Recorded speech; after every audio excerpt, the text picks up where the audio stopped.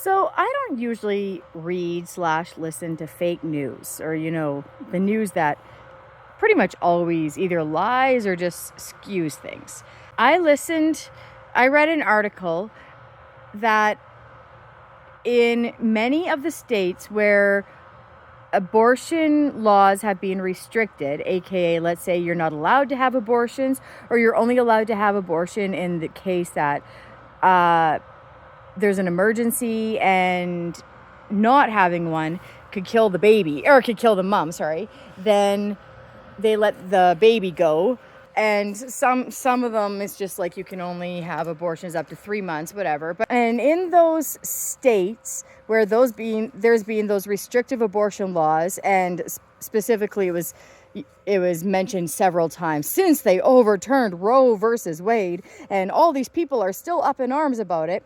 So anyway, that ruling apparently resulted in a great surge. And in Texas particularly, there's been 13% more infant fatalities than previous to this.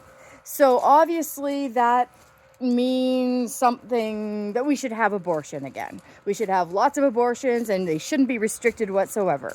Or does it? Is that what this means? So do I have any scientific backing to anything I'm about to say? No.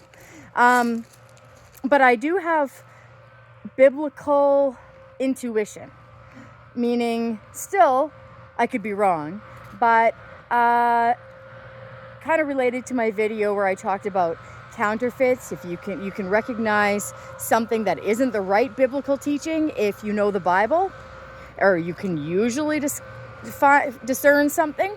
In this case, your spiritual discernment is that, yes, maybe fatalities have went up. And maybe part of the reason is, besides them lying and skewing things, and fake news outright lies. They seriously outright lie. They've been caught in outright lies so many times. But either way, let's say they're not lying, they're not skewing the number, they're not misrepresenting, they just are trying to make abortion sound fantastic, but everything else they're doing is right. Babies probably are dying because their moms could have been told, probably are told, with the baby in utero, this baby is not going to live. It has such and such a problem. And the mom now can say no, or not now, can, but she can't say, I want to terminate that pregnancy. I want to kill that baby. In the case that it has a problem, that you're right, or that problem can't be, somehow doesn't fix itself in the next few months or once that baby is born.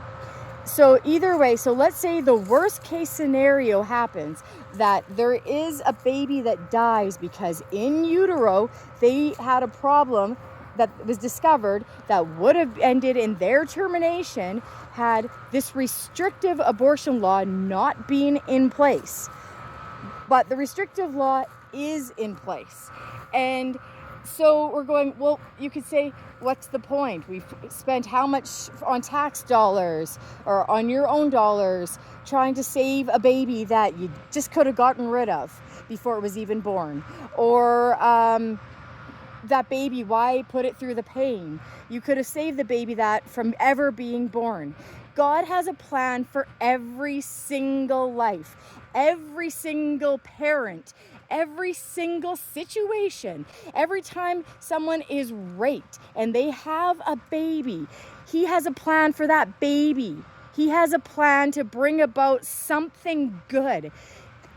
He knit us together in our mother's wombs, and sometimes because of many different circumstances, such as just that's life and that's what we do, what happens in a fallen world, sometimes the baby dies.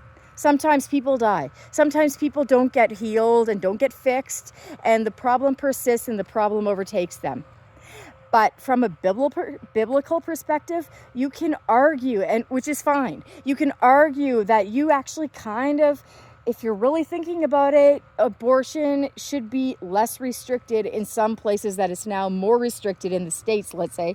You can argue all those things. But if you have no idol of, if that is not your idol, if God is your authority, then you're going to read the Bible and you're going to say, He knit me together in my mother's womb.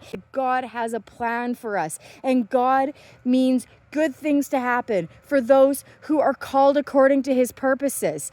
God works everything together for those, and sometimes the good doesn't seem apparent, and sometimes the baby almost seems like it should have been terminated, but that wasn't God's plan because He said it wasn't. So when you hear these kind of news outlets taking the information and making it sound really one-sided, because that's their agenda is, they're all pro-abortion, pro what we would call pro-choice, and we pray for those kind of people. But when you come across them speaking, realize that they're liars. They belong to the father of lies, that they speak his language because that's all they've ever known how to speak, because they listen to him.